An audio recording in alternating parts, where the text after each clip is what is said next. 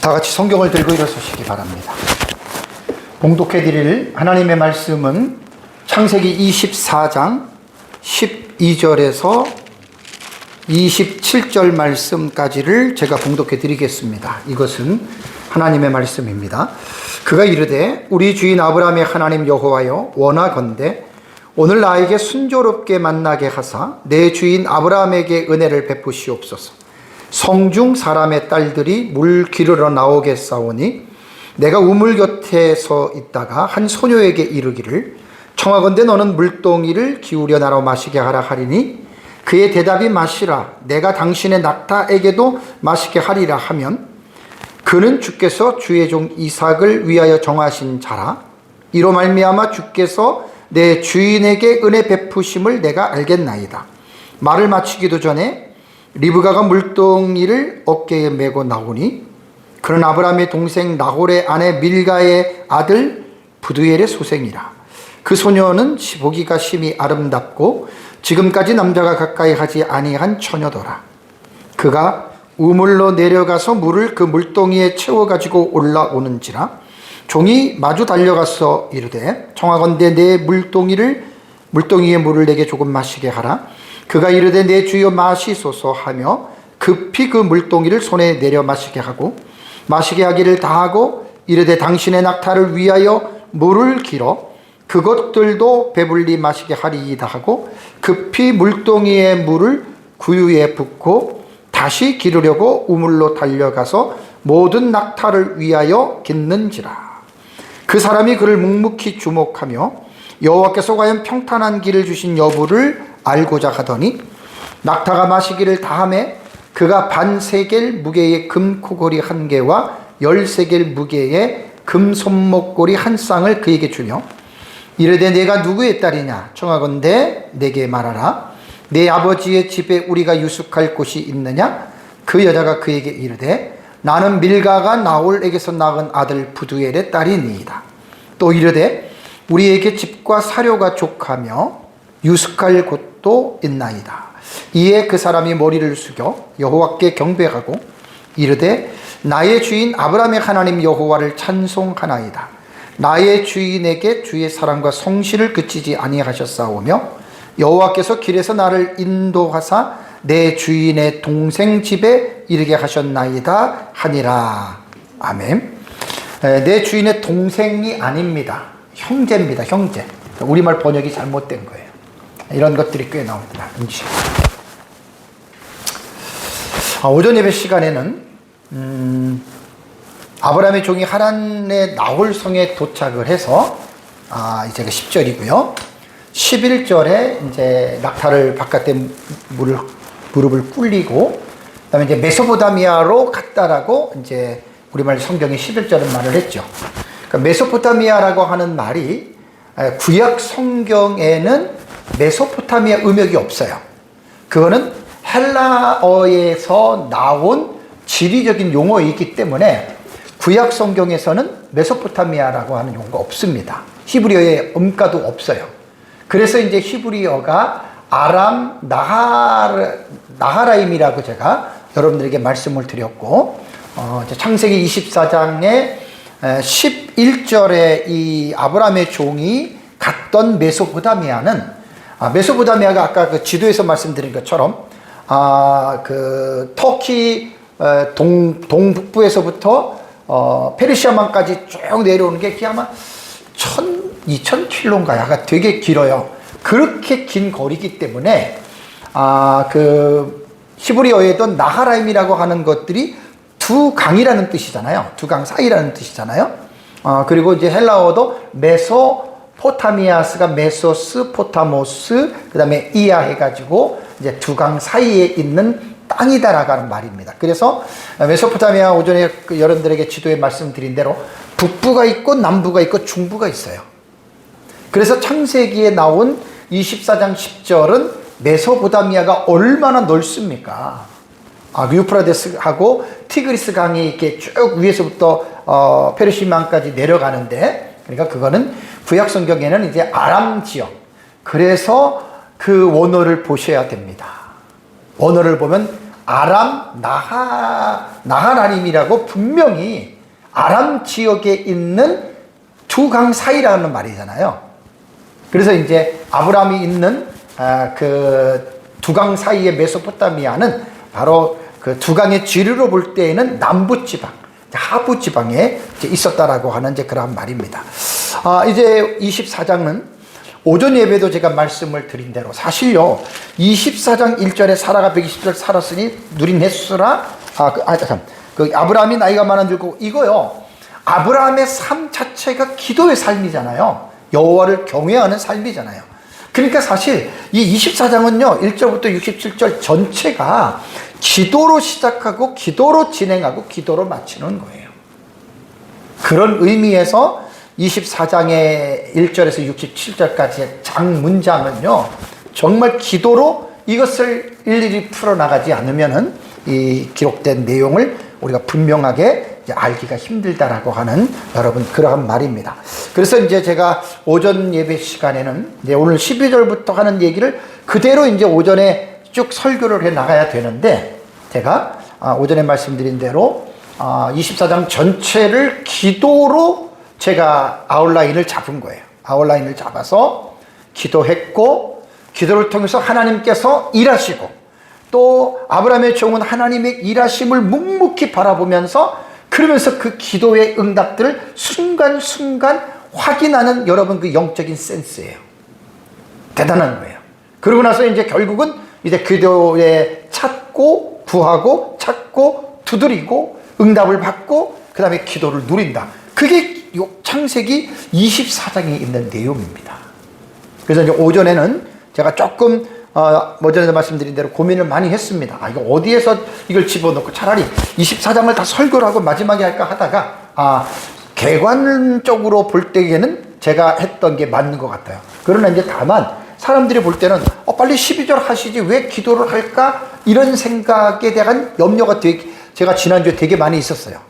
그래가지고 이제 고민하다가 이제 오전에 했던 대로 12절의 기도의 내용이 들어가기 전에 한번 12절 이후 67절까지를 마태복음 7장 7절과 8절에 예수님께서 기도의 교훈대로 이것을 한번 정리를 하고 그리고 들어가면 훨씬 더 낫겠다 싶어서 오전에 제가 여러분들에게 그 말씀을 드렸습니다. 그러면 이제 본문을 쭉 이제 앞으로 보면서 이제 마태복음 이제 7장 7절과 8절의 말씀과 조화를 시키는 거예요.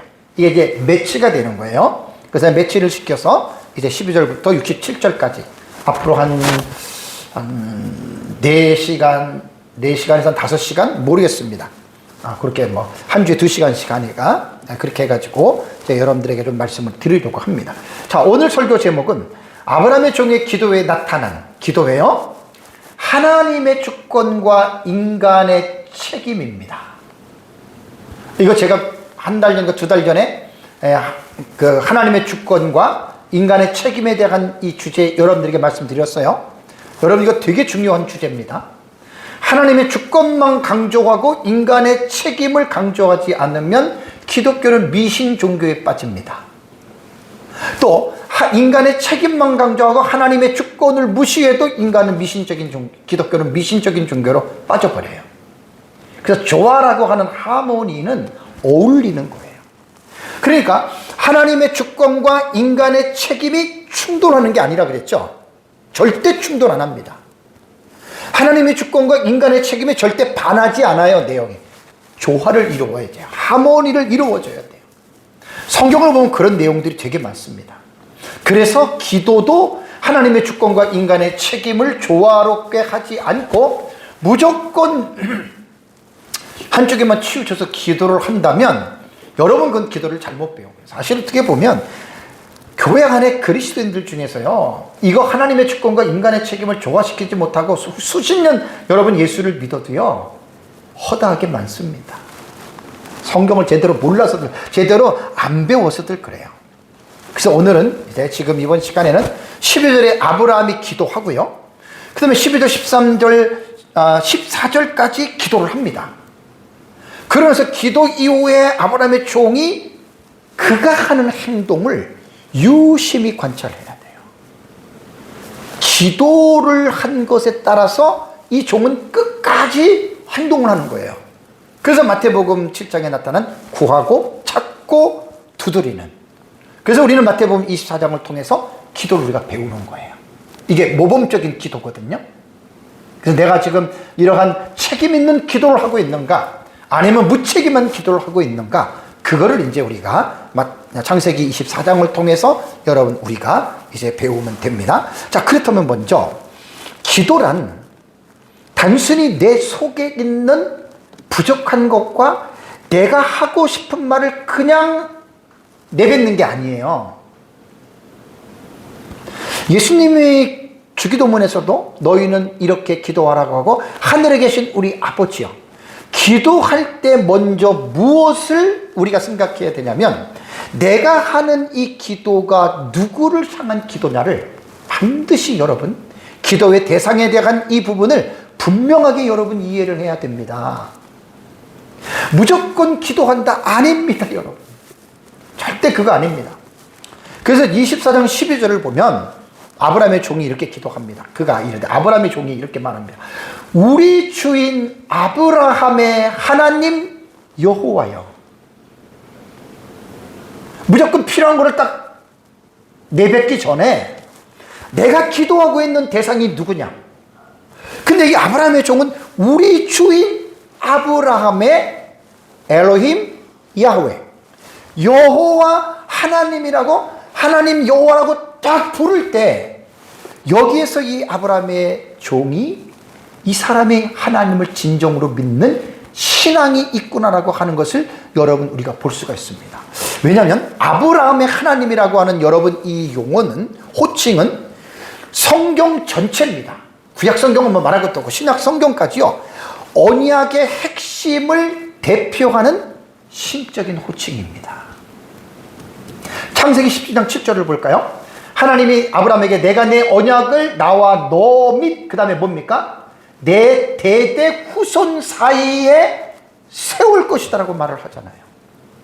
그래서 언약에서 아담 언약, 노아 언약, 아브라함 언약, 아브라함 언약에서 모세 언약으로 넘어가고, 모세 언약에서 다윗 언약으로 넘어가고, 다윗 언약에서 예레미야 새 언약으로 넘어가잖아요. 그 성경을 언약 신학의 관점에서 우리가 공부를 하지 않으면 정말 여러분 우리가 하나님을 믿는 분명한 방향들이 사실 없습니다. 이거 지금 성경을 깊이 있게 지금 우리가 지금 공부를 해 나가는 거예요. 반드시 이렇게 여러분 공부들을 하셔야 됩니다. 그러면서 뭐라고? 너 사이에 세워서 영원한 언약을 삼고, 그 다음에 하나님이 아브라함에게 너와 내 후손의 하나님이 되리라. 그래서 이 아브라함의 하나님은 성경 전체에 언약의 핵심을 대표하는 신적인 호칭이 여러분 된 겁니다. 그래서 이제 구약 성경을 보면 아브라함의 하나님이라고 하는 이 호칭은 아브라함의 후손들이 계속해서 이 호칭을 부릅니다. 그러니까 하나님이요, 뜬금없이 갑자기 어디서 툭 튀어나온 하나님이 아니라는 거예요. 이스라엘 백성들에게 있어서 자기들이 믿는 하나님은 우리 조상인 아브라함의 하나님이시다. 이스라엘만큼 민족 중에서 역사를 깊이 있게 가르치는 민족이 없어요. 그게 신앙의 역사입니다. 놀랍게도요, 하나님 또한 이 호칭을 사용합니다. 나는 내 조상 아브라함의 하나님이다. 이삭의 하나님이다. 야곱의 하나님. 하나님도 이 용어를 사용을 하세요. 신약 성경에도 예수님께서 이스라엘 백성들을 향해서 너희는 아브라함의 하나님, 이삭의 하나님, 야곱의 하나님이라고 하는데 너희가 알지 못하느냐. 여러분, 신약 시대 우리는 어떻습니까? 어떤 사람들은 구약 시대에 우리가 아브라함하고 우리가 혈통으로는 상관이 없기 때문에 뭐 그 구약 시대의 아브라함의 하나님이지, 우리는 예수 그리스도를 통해서 우리가 믿는다. 그 무식한 사람이에요. 갈라디아서를 몰라서 그래요. 신약 시대 그리스도인들은 아브라함의 자손이라 그랬죠? 영적인 자손이에요. 갈라디아서 나오잖아요. 그리고 우리가 영적인 신약 시대의 후손들이 영적인 아브라함의 자손인데, 구약 시대의 아브라함에게 언약하신 그 언약과 복이, 바울은 갈라디아 교인들에게 뭐라 그랬어요? 아브라함의 복이 너희에게 주어진다 그랬잖아요. 그러니까 우리가 구약에 나타난 하나님이 아브라함과 맺은 커버넌트, 베리트입니다. 하나님의 언약을 알지 못하고 우리가 하나님을 믿는다? 코미디예요. 코미디예요. 제가 늘 말씀드리잖아요. 교회를 40년, 50년 다녔으면 뭐합니까? 40년, 50년 다니면서 뭘 배웠습니까? 종교적인 행위만 배웠습니까? 많아요. 그러니까 성도들이 어느 교회를 다녔느냐에 따라서 그 교회의 목회자가 어떻게 성경을 가르쳤느냐에 따라서 그 사람의 신앙이 거기에 딱 비례가 됩니다. 말씀 제대로 배우지 않고 기복적이고 신비적인 것만 배운 사람들은 성경 모르는 사람들이 교회 안에 너무 많아요. 그래서 하나님의 나라 시리즈의 관점을 가지고 성경을 지금 쭉 그동안의 성경 영광을 다 지금 정리하면서 특별히 이제 창세기 12장부터는 그 이전부터도 내가 언약을 내가 내서 저도 이번 기회에 사실 부끄럽지만 언약을 확실하게 내가 공부하고 정리해 나가는 거예요. 자, 이스라엘 자손들이 아브라함의 하나님의 이름을 사용하는 본문들이 꽤 많은데 요셉과 모세가 여호수아와 엘리야 네 사람만 돼서 말하는데 이건 그냥 간단하게 넘어가요. 요셉이 그의 형제들에게 나는 죽을 것이나 하나님이 당신들을 돌보시고 당신들을 이 땅에서 인도하여 내사 뭐라고 합니까? 아브라함과 이삭과 야곱에게 맹세하신 땅에 이르게 하시리라. 요셉도 조상의 하나님을 믿는 거예요. 자기의 하나님을 믿는 게 아니라 자기 아버지 야곱, 자기 할아버지 이삭, 자기 증조 할아버지 아브라함이 믿었던 그 하나님. 여러분 신앙은요 계대 전승되는 거예요. 내 때에서 내 혼자 믿는 하나님 아니거든요. 그 다음에 모세도 내가 가서 쭉 하면서 이같이 하시면 이스라엘 백성들에게 내 조상 아브라함과 이삭과 야곱에게 맹세하십니다. 그 아브라함의 하나님이라 그 말입니다. 여호수아도 백성에게 뭐라고 얘기했습니까? 옛적에 너희 조상들 곧 아브라함의 아버지 나홀의 아버지 데라도 하나님을 믿은 거예요. 여기는 이제 다른 신들을 섬겼다라고 말을 하는데 아브라함을 믿으면서 믿었다고 보면 되고요. 엘리야도 이런 말을 합니다. 저녁 소재 드릴 때에 이르러 선지자 엘리야가 이렇게 기도합니다.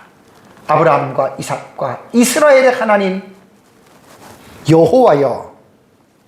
그리고 하나님께서 이 용어를 당신이 사용을 하세요.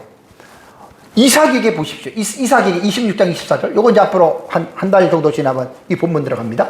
그 다음에 여호와께서 그에게 일어나 나타나 이르시되 하나님이 뭐라 그래요? 나는 내 아버지 아브라함의 하나님이다. 여러분 이렇게 신앙이라는 게 정통성이 있어요. 내가 기도해가지고 뭐 나만 발견한 나만 깨달은 하나님을 믿는다? 그 사이비죠. 우리의 조상들부터 믿어왔던 그 하나님이라고 하는 하나님의 족보를 쭉 따라 올라가면 아브라함의 하나님? 아니, 아브라함의 하나님 그 이전에 노아도 있고 아담도 있고 그 조상들이 있잖아요. 그래서 이런 부분들을 여러분 우리가 분명하게 잘 이해를 해야 됩니다. 다음에 야곱에게 나타나셔서 창세기 28장 13절에 나는 여호와니 너의 조부 아브라함의 하나님이요 이삭의 하나님이라.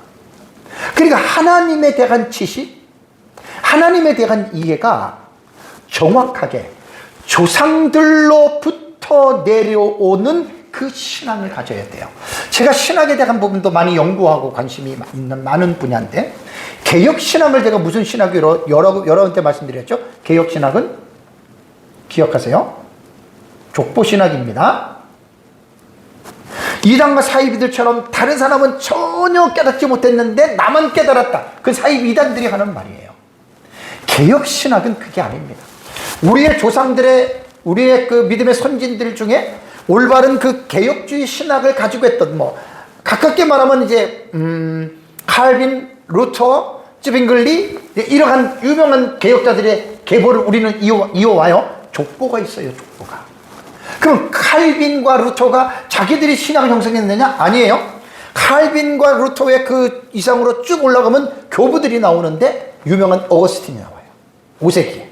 어거스틴이 나오고 어거스틴 이후에 유명했던 히폴리투스나 라킨티우스나 터툴리아누스라든가 순교자 저스틴이라든가 그 그런 여러분 훌륭한 교부들이 있고 그 교부들 위에 있는 사람들이 누구냐면 사도들입니다. 12사도들. 12사도들 위에 누가 있습니까? 바로 교회를 창립하신 예수 그리스도가 있는 거예요. 그래서 우리는 반드시 우리의 신앙이 나 홀로의 신앙이 아니라는 거예요.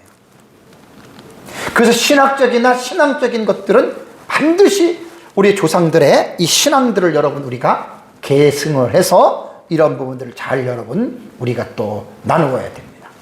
출애굽기에서도 모세에게 하나님이 하는 말이라 그랬죠. 출애굽기 3장 7절에 하나님이 나는 내 조상의 하나님이 아브라함의 하나님, 이삭의 하나님, 야곱의 하나님이라고 하나님께서 모세에게 나타나셔서 말을 합니다. 그러니까 뭐냐면 아브라함의 하나님 여호와라고 하는 여러분 이 아브라함의 종이 기도했잖아요. 이 기도의 대상은 아브라함이 믿었던 그 하나님을 내가 믿는다라는 말입니다. 아브라함의 종이.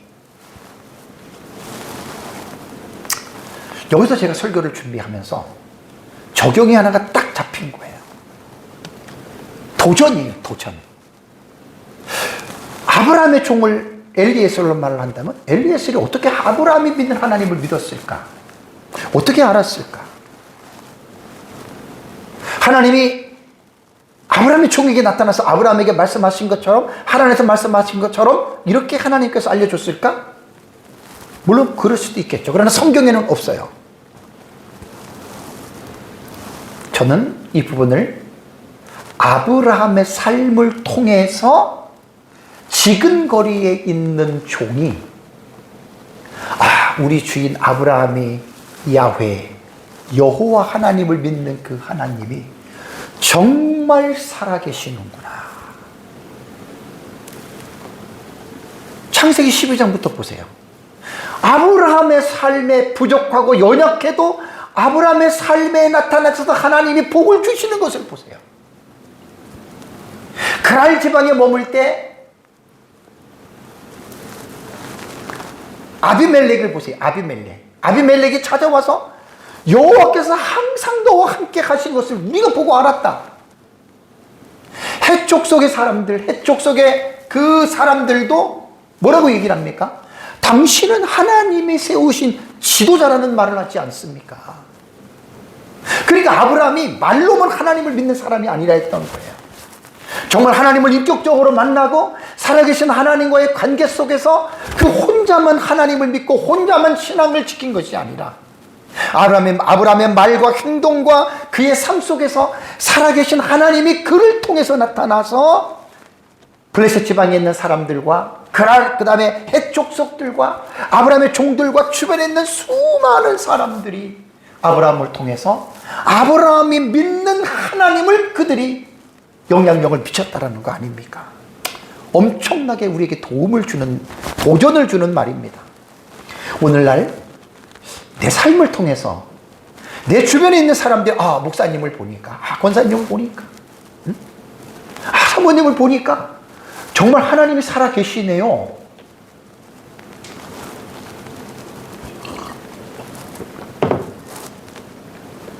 상당히 제 설교를 준비하면서 도전이 됐습니다. 제가 목회를 하면서 오래전에 어떤 성도한테 들은 얘기입니다. 신방을 가서 어떻게 얘기를 하는 중에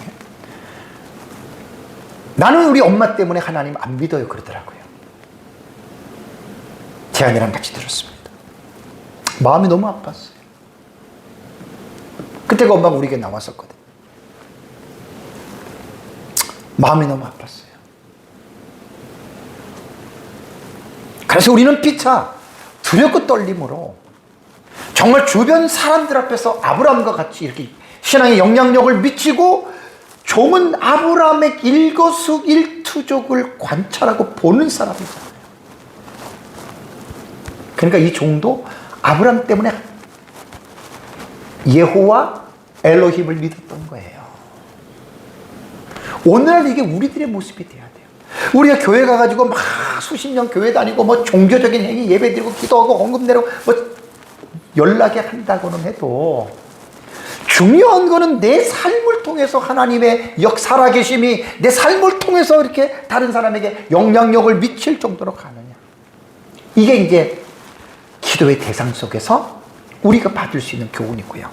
다음에 12절에서 우리가 또 하나 볼 수 있는 것은 뭐냐면 기도의 내용입니다. 이제 아브라함이 하나님하고 기도의 대상을 설정해 놓고 기도의 내용이 이겁니다. 원하건대 오늘 나에게 순조롭게 만나게 하사라는 말을 합니다.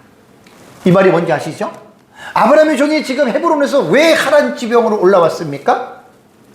이삭의 아내를 구하려고 왔잖아요. 목적은 이거예요.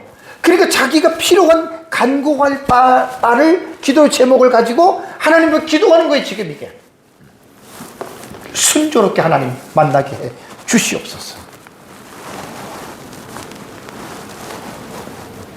그래서 이것이 우리가 오전에 제가 마태복음 7장에 말한 것처럼 구하라. 내가 구하는 것이 하나님의 뜻이 합당하다. 근데 여러분이 하나님의 뜻이 100% 합당한 거죠. 왜냐하면 이삭은 아브라함의 언약의 대를 이을 사람이잖아요. 근데 하나님이 이삭을 통해서 자식을 계속 번식시키는데 여자가 얼마나 중요합니까? 그러니까 이게 하나님의 뜻 합당한 기도이기 때문에 그래서 담대하게 구하는 거예요. 그 다음에 또 하나 이 종의 기도 속에서 보세요. 내 주인 아브라함에게 은혜를 베푸시옵소서. 이 말을 여러분 잘 생각해 보십시오. 아브라함의 종의 신실함입니다. 정말 종으로서의 자기의 포지션을 잊어버리지 않았어요. 자기는 종으로서의 최선의 역할을 다하는 거예요. 자기는 아브라함의 종이다.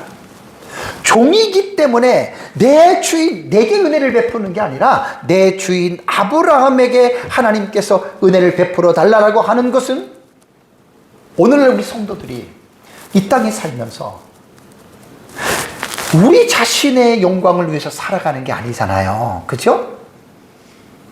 고린도전서 10장 31절에 너희는 먹든지 마시든지 무엇을 하든지 하나님의 영광을 위해서 살아가라 그랬죠. 우리가 예수 그리스도 없이 어떻게 우리가 존재할 수가 있겠습니까? 그러니까 우리가 이 아브라함의 종의 자세 속에서 우리가 바로 예수 그리스도의 종 아닌가요? 우리가 하나님의 종 아닌가요? 우리도 우리 주인인 예수 그리스도를 위해서 살아가야 되잖아요. 그게 뭐냐면 하나님의 영광을 위해서 우리가 살아가야 된다라고 하는 말입니다. 그러면서 이제 이게 기도의 서론이라고 한다면 기도의 본론은 13절 14절입니다. 성중의 딸들이 물 기르러 나오겠사오니 내가 우물 곁에 서 있다가 한 소녀가 나타나면 너는 물동이를 기울여 나로 마시게 하라 하리니 그러면 그 대답이 마시라 하고 물을 줄 것이다. 그러면서 내가 당신의 낙타에게도 마시게 하라면 그는 주께서 여기서 이제 보세요. 이 종의 기도의 내용이 이 놀라울 일이잖아요, 여러분 이거. 이렇게 한다면 그러니까 자기가 지금 기도의 내용을 정한 거예요. 그렇게 된다면 그는 주께서 주의 종 이삭을 위하여 정하신 자라 이로 말미암아 주께서 내 주인에게 은혜 베푸심을 알겠나이다. 여러분 이거 잘 생각하셔야 됩니다. 잘 생각하셔야 됩니다. 분명히 기도 내용을 자기가 정했잖아요. 그죠? 우물에서 여자들이 나오면 물 달라 그러면 물 주고 나가서 낙타까지 물 준다 그러면 그 사람을 하나님 내가 기도 응답으로 믿을게요. 지금 이런 말이에요. 이것과 여러분 비슷한 예는 사사기 6장 30절 40절 기억나십니까? 하나님이 기드온을 사사로 부를 때 기드온이 확신이 없잖아요. 하나님께 기도하는데 어떻게 기도합니까? 내가 양털 한 뭉치를 타작마당에 두고 만일 이슬이 양털에만 있고 주변에 없다면 이거는 기적이잖아요. 그럼 내가 하나님 날 부르시길 알겠습니다. 이랬어요. 근데 실제적으로 딱 보니까 양털에만 물 있고 주변에 땅은 말랐어. 기도리 또 한 번 기도합니다. 그러고 나서 이제 뭐라고 얘기를 하냐면 이번에 한 번만 내가 또 말하겠습니다. 하나님 용서해 주세요 하고서 반대로 양털을 다시 내가 놓을 테니까 다음 날에 나가서 주변에는 물이 있고 양털에는 물이 없게 마르게 해달라고 했죠. 나가보니까 어떻게 됐어요? 그대로 됐잖아요. 여러분 이제 이런 것에 대해서 제가 설교를 준비하면서 조심스러운 측면에서 제가 여러분들에게 말을 하겠습니다. 왜냐하면 성경의 배경이나 어떤 것들을 잘 모르는 사람들이 이렇게 되니까 잘 됐다. 내가 어떤 일을 해야 되는데 참 내가 지금 막 나도 뭐 너무나 지금 막 혼란스러워. 이게 하나님의 진짜 하나님의 뜻인지 몰라. 이걸 보다가 나도 이렇게 하면 되겠네. 그러면 기도원처럼 양털을 갖다가 하나님 내가 기도합니다. 기도원처럼 내가 우리 집 앞에다가 양털을 갖다 놓을 테니까 양털에 물이 묻고 주변에 물이 없으면 난 하나님의 뜻으로 믿겠습니다. 여러분 성경 잘 모르는 사람은 그렇게 따라할 수 있어요. 그래 만약에 딱 그 다음날 나갔는데 아무런 게 없어. 그럼 어떻게 생각할 것 같아 이 사람은? 하나님의 뜻이 아닌가 보다 하고 안 할 거 아니에요. 그죠? 또 반대로 양털에만 마르고 주변에는 물이 있게 해달라. 뭐 이렇게도 따라서 할 수가 있잖아요. 하나님 내가 어디를 가는데 내가 롯데마트를 가면 롯데마트 탁 가서 여자들이 많이 지나가는데 그중에 한 사람에게 나 돈이 없는데 돈 1,000원만 빌려주실까 했는데 어떤 여자가 10,000원을 준다? 그럼 10,000원을 주면 내가 그 여자가 이거는 여러분 사람이 충분히 소설을 쓸 수 있고 상상할 수 있는 스토리예요. 그죠? 그래서 제가 이 부분에서 조심스럽게 여러분들에게 이 부분을 정리해 드리겠습니다. 우리가 꼭 기도할 때 이러한 확증을 요구해야만 합니까? 여러분 한번 생각해 보세요. 꼭 무슨 일이든 간에 이렇게 확증을 요구해야 됩니까? 결론은 아닙니다.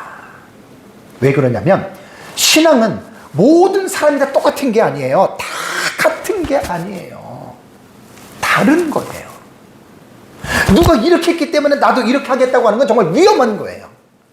어떤 사람이 천국과 지옥을 갔다 왔어요? 간증했어요? 그럼 그 사람이 갔다 온 천국과 지옥을 나도 보고 싶다? 여러분 위험한 거예요. 믿음이란 사람마다 다릅니다. 신앙에 대한 경험도 다릅니다. 똑같을 수가 없습니다. 그래서 내 신앙의 내 경험을 다른 사람에게 강요하고 다른 사람도 이렇게 해야 된다라고 말을 하는 사람들은 여러분 정말 잘못된 겁니다.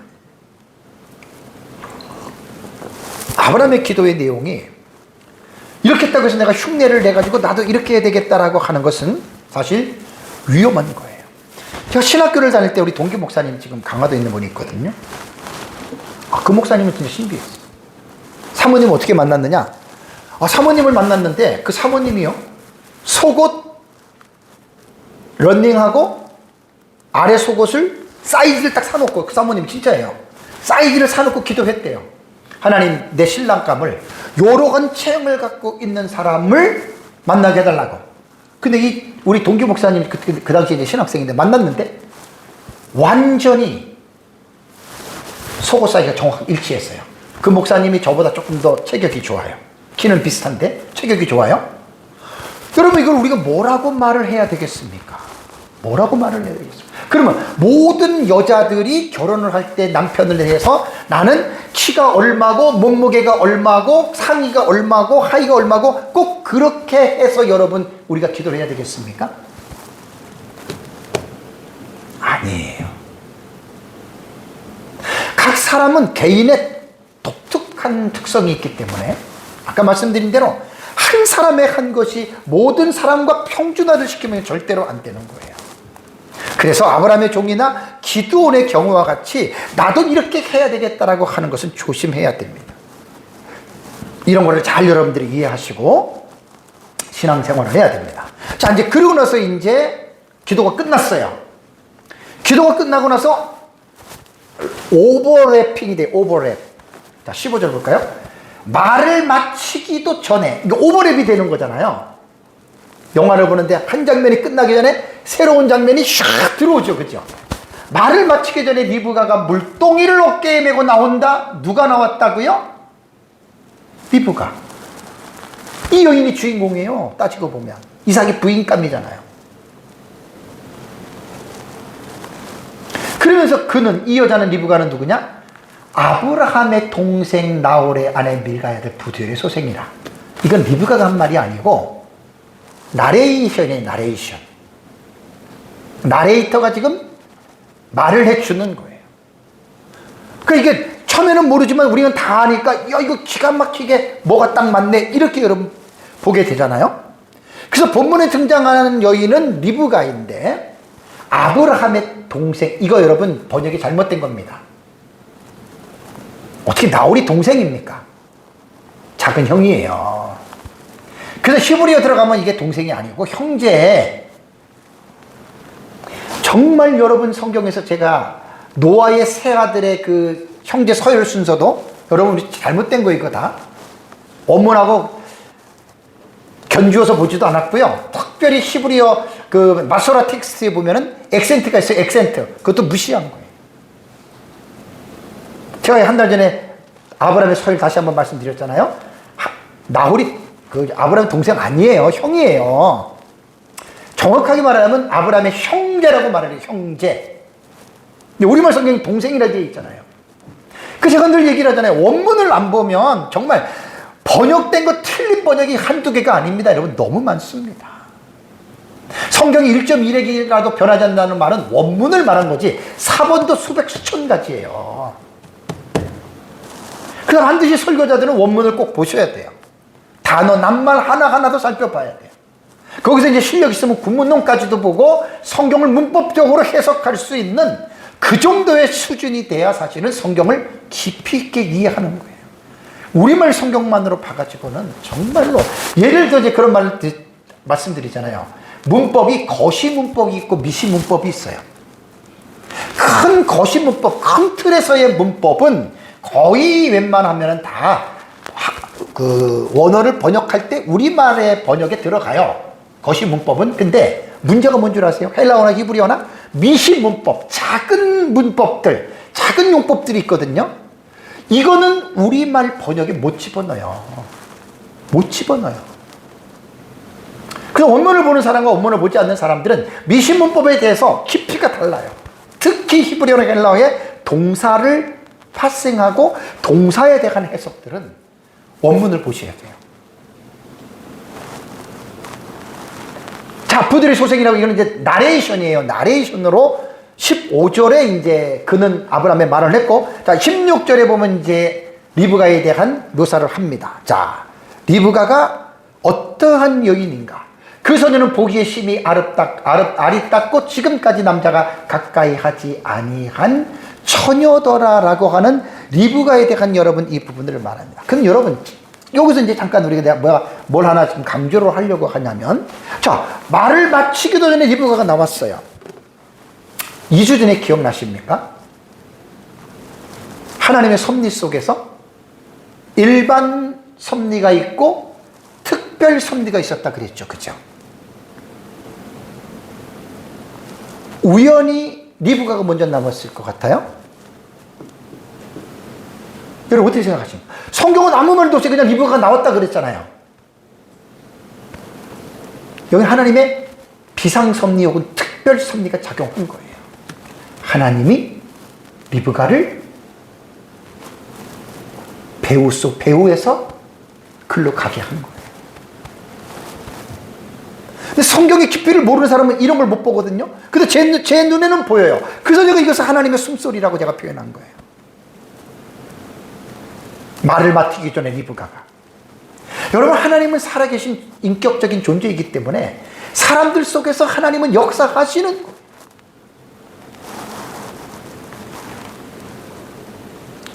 이건 지금 하나님의 언약을 이루어가는 중차대한 큰 일이기 때문에 충분히 여러분 이런 부분들에서 우리는 이런 것들을 봐야 됩니다. 뭐 심히 아름답다라고 하는 이 말은 리브가의 외모만 아름답다고 말하는 게 아닙니다, 여러분. 외모만 아름다운 게 아니에요. 우리가 전절에서 보았듯이 이제 그 리브가가요, 이제 그 뒤에 보면은 아브라함의 종에게 물도 줘요. 낙타에게까지 물을 길어줘요. 마음이 아름다운 여인이에요. 얼굴도 아름다운 여인이었어요. 사라처럼 아름다운 여인이었어요. 마음도 정말 아름다운 여인이었어요. 그래서 이제 디모데전서 2장 9절 10절에 보면 또 이와 같이 여자들도 단정하게 옷을 입으며 소박한 것 정결로서 자기를 단장하고 따운 머리를 쭉 하면서 오직 선행으로 아름다움을 가꾸어 가라는 말입니다. 베드로 사도는 여자들에게 마음에 숨은 사람을 아름답게 가꾸어 가라라고 말을 했죠. 그죠? 이것이 하나님을 경외한다 하는 자들에게 마땅한 것이니라. 하나님 경외해야 됩니다. 아브라함처럼. 남자나 여자나. 그러면 마음이 아름다운 거예요. 그 다음에 24장 16절에 지금까지 남자가 가까이 하지 아니한 처녀였더라. 정절을 지켰다라는 말입니다. 자, 그러고 나서 이제 아브라함의 종이 테스트를 합니다. 17절. 종이 마주 달려가 이르되 청하건대 물동의 물을 내게 좀 마시게 하라. 딱 리브가가 나오니까 종이 가가지고 이거 좀 물 한 잔 좀 먹을 수 있을까요? 이렇게 말을 했다라는 거예요. 여기서 지금 예수님의 기도의 패턴으로 보면 어떤 지금 과정이에요? 앞에는 구했죠. 여기서 뭐죠? 찾는 거예요. 하나님, 우리 주인 아브라함을 위해서 지금 종을 순적히 만나게 해주세요. 가만히 있으면 여자가 딱 와가지고 안녕하세요, 제가 그 기예요. 그게 아니잖아요. 그죠? 그러니까 기도라고 하는 것은 반드시 인간적인 책임감을 잊지 말라는 거예요. 얼마나 많은 사람들이 인간의 책임을 무시하고 하나님의 절대적인 주권만 강조해서 하나님을 미신적인 하나님으로 만드는지 몰라요. 찾는 과정이에요, 지금 이게. 그래서 달려가서 적극적이잖아요. 물 좀 달라고. 왜? 자기가 기도한 게 있잖아요. 그 기도의 뜻을 확인하기 위해서 찾는 거예요. 18절에 리브가가 내 주여 마시소. 예 하고, 내 주여는 아도나이라 그랬잖아요. 그죠? 나의 주인. 공손한 태도. 아브라함의 해쪽 속에 에브론과 해쪽 속의 사람들이 내 주여라고 아브라함을 불렀거든요. 공손함, 존중의 태도입니다. 이 여자가 인격이 된 거예요. 여러분, 사람들 만나보세요. 보통 요즘 젊은이들 싸가지 없다 그러죠? 예의 범절이 너무너무 옛날과 비해서 땅에 떨어졌어요, 우리나라가. 어른에 대한 공경, 그 옛날 말이에요. 이번에 성경을 보면서, 성품. 그래서 마시도 하고 급히 물동이를 손에 내려 마시게 하고 19절 20절을 보세요. 19절 20절. 당신의 낙타를 위하여서도 물을 길어 그것들을 배불리게 마시게 하겠습니다. 아브라함의 종이 어떤 생각이 들었을 것 같아요? 우와, 오 하나님, 이랬을 거 아니에요, 속으로. 그죠? 왜? 자기가 이렇게 기도했잖아요. 그 기도한 대로 이렇게 지금 되잖아요. 그리고 20절에 급히 물동이의 물을 구유에 붓고 다시 기르려고 우물로 달려가 모든 낙타를 위하여 길어서 낙타에게까지 물을 주었다라고 하는 말입니다. 설교를 준비하면서 이제 어느 정도 물이 필요할까 했더니 학자들마다 다른데 그냥 보편적으로 그냥 대충 제가 말씀을 드리면 보통 낙타 한 마리가 40리터의 물을 먹는다고 가정을 하면 40리터? 그럼 10마리면 400리터잖아요. 리브가가 물동이를 갖고 간 거 학자들의 말에 의하면 한 20리터밖에 안 된다 그래요. 그럼 20리터 하나면 20번 왔다 갔다 해야 돼요. 우물하고 바깥까지. 20리터 두 개면 40리터면 10번을 왔다 갔다 해야 돼요. 간단한 일 아니에요. 한 마리가 아니에요, 낙타가. 10픽이에요. 여기에서 우리가 인간의 성품을 무시 못하는 거예요. 그러니까 아브라함의 종이 기도할 때 아예 이 인간의 사람의 됨됨이 성품까지도 놓고 기도했다는 거예요. 요즘에 젊은이들을 말하는 것처럼 싸가지 없다고 하는 사람들, 예의 범절이 없는 사람들은 그런 거 해요, 안 해요? 절대 안 하죠. 귀찮아 죽겠는데. 아브라함의 종의 기도는 그게 들어간 거예요. 쉽게 말하면 인격적인 성품. 성품이 중요합니다. 지난주에도 제가 금요일날 설교할 때 말씀드렸잖아요. 믿음 좋은 사람 달라고? 믿음만 보면 안 돼요. 성품을 봐야 돼요, 성품. 그래서 제가 예진이한테 그랬잖아요. 맨날 기도 그렇게만 신랑감 찾지 말라. 성품을 봐야 돼요, 성품. 그런데 어떻게 아브라함의 종이 이러한 기도 제목을 가지고 했을까? 저는 이것도 하나님이 주신 지혜라고 봅니다. 정말 여호와를 경외하고 말씀과 성령이 충만한 사람들은 성품도 다듬어집니다. 성품도 아름다워집니다. 여러분, 교회에서 우리는 성도들에게 이렇게 가르쳐야 돼요. 예수 믿으면 기도만 잘하면 된다 이렇게 말하지 말고, 여러분들이 가지고 있는 그 믿음이 반드시 여러분들의 삶으로 인격적으로 그 믿음이 나타나야 된다고 얘기를 했고, 그 인격적으로 나타나는 성품은 다른 사람들과의 관계 속에서, 모든 사람들과의 관계 속에서 신앙적인 인격으로 변화가 되어야 되는 것을 교회가 가르쳐야 됩니다. 그것이 바로 성화입니다. sanctification입니다. 하나는 예수를 믿음으로 칭의를 받았다. justification이에요. 의롭다함을 받았다면 의롭다함으로 끝난 것이 아니라 반드시 예수 그리스도를 닮아가는 sanctification, 성화, 거룩한 삶으로서 인격과 성품이 죽을 때까지 우리가 그리스도를 닮아가는 거예요. 교회는 이 부분을 강조해야 돼요. 성도들에게. 예수 믿으면 복받고 부자되고 잘되고 성공하고 맨날 신비한 거 보고 듣고 음성 듣고 뭐 이딴 쓸데없는 그딴 거만 가르치지 말고 예수님을 닮아가는 그 아름다운 성품. 지금 아브라함의 종이 이 인격적인 성품까지 놓고 기도했잖아요, 여러분.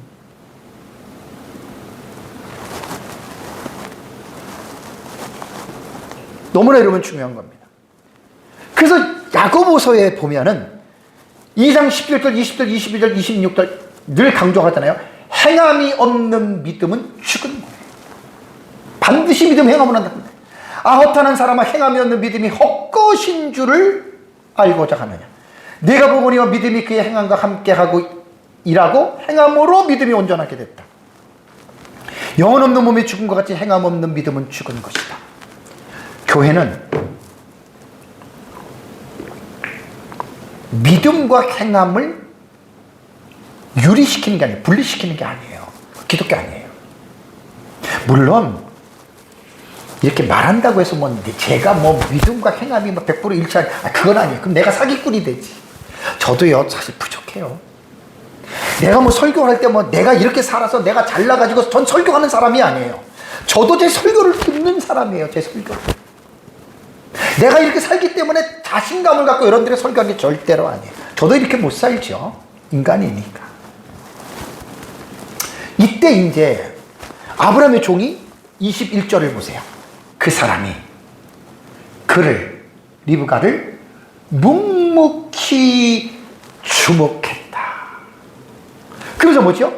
여호와께서 과연 평탄한 주인 여부를 알고자 하더니, 이게 기도예요. 기도는 꼭 무릎 꿇고만 하는 게 기도 아니에요. 대화하면서도 여러분 기도가 되는 거예요. 설교자는 설교를 하면서도 기도해요. 저도 여러분들 설교를 들으면서도 기도하는 거예요. 아시겠어요?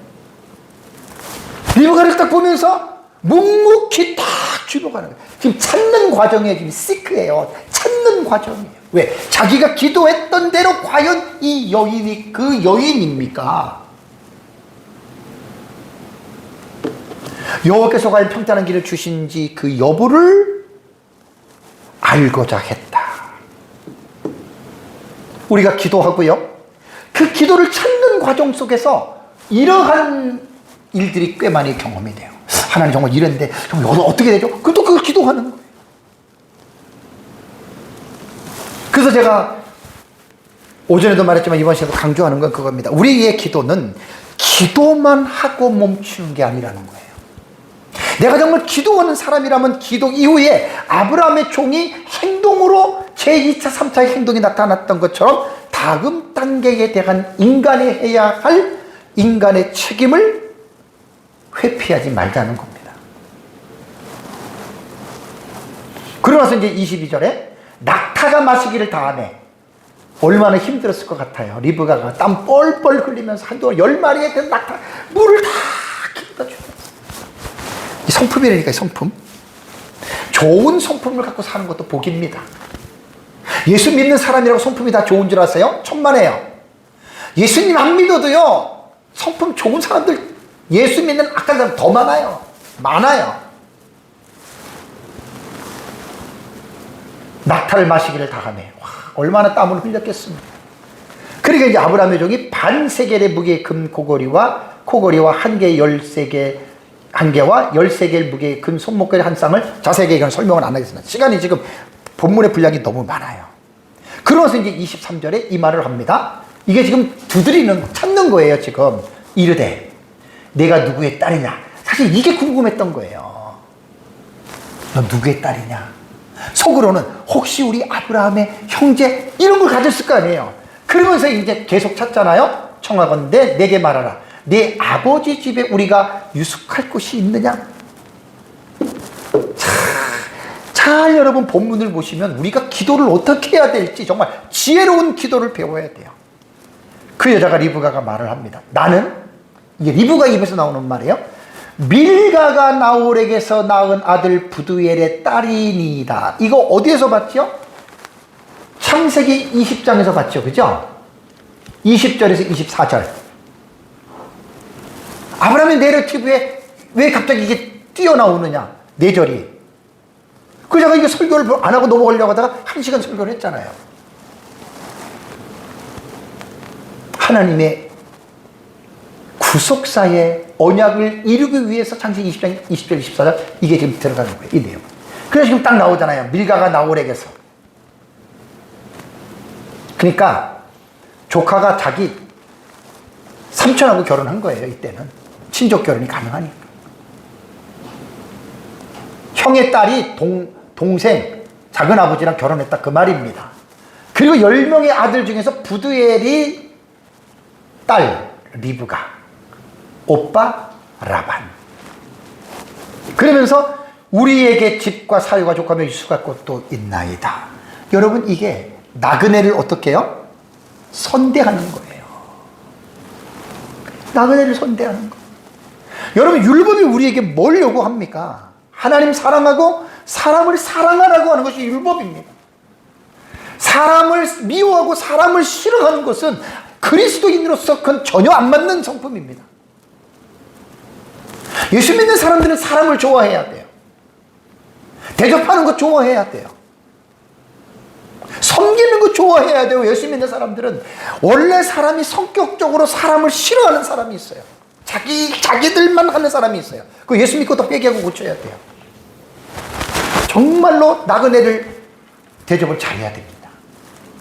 특히 가난하고 이런 사람들 정말 그 가난한 사람을 섬길 때 그게 하나님을 섬길 수 있는 여러분 그런 기회가 주어진다라고 성경은 우리에게 말하고 있잖아요. 그러면서 이제 아브라함의 종의 감사가 나타나죠. 26절에 이에 그 사람이 아브라함의 종이 머리를 숙여 여호와께 경배를 했다라는 말이 나옵니다. 머리를 숙여라고 하는 말은요, 와이코드라고 하는 이 단어가 카다드의 이게 칼 형태는 뭐냐면 그냥 기본형 능동태입니다. 기본형 능동태예요.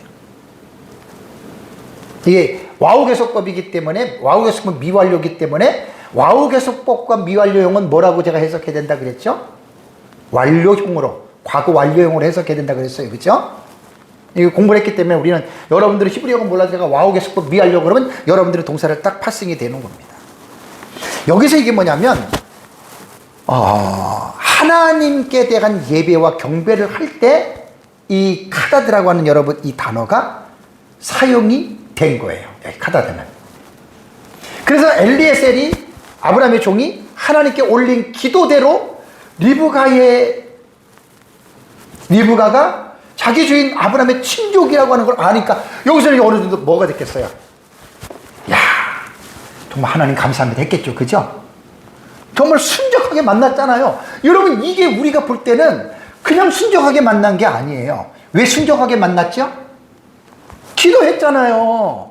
제가 여러분 가끔 기도할 때 여러분들이 이런 말 많이 드렸죠. 우리가 기도해 놓고 기도의 응답임에도 불구하고 기도의 응답인지도 모르고 넘어가는 경우들이 얼마나 많은 줄 아세요? 그러니까 우리들의 기도가요 진짜 정말 가만히 따지고 보면 정말 웃긴 기도들 너무 많이 해요. 하나님의 응답이거든 그게. 근데 응답에 대한 여러분 그 관심도 없어. 그냥 넘어가.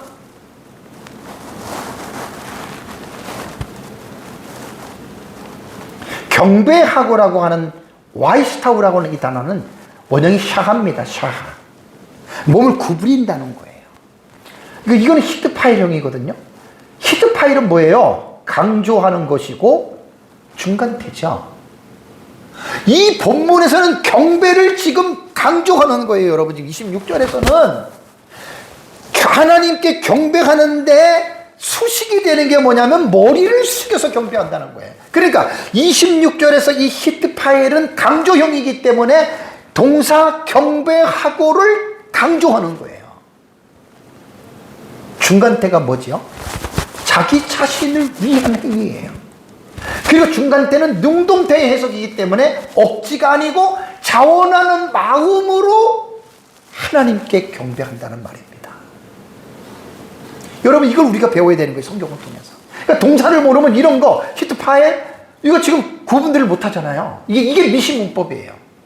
우리말에 미시문법 안 나오잖아요. 히브리어의 동사가 부정사까지 몇 개 나오는 줄 아세요? 9천 몇백 개 나와요. 9천 몇백 개. 히브리어의 동사가 엄청납니다.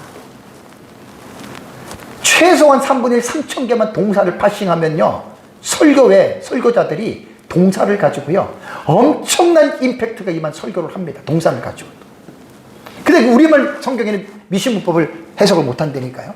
능동태인지 중간태인지 수동태는 뭐 이렇게 번역된 거 보면 알 수가 있고, 그것이 기본형인지 강조형인지 사역형인지 이런 거 있잖아요. 네? 그리고 27절에 이르되 뭐라고 말을 합니까? 나의 주인 아브라함의 하나님. 여러분 이거 감동이 안 돼요? 자기 하나님을 믿는데 꼭 나의 주인 아브라함의 하나님 그러는 거예요. 여호와를 찬송하나이다. 그럼 보세요. 나의 주인에게 항상 주인을 앞세우잖아요. 종이니까.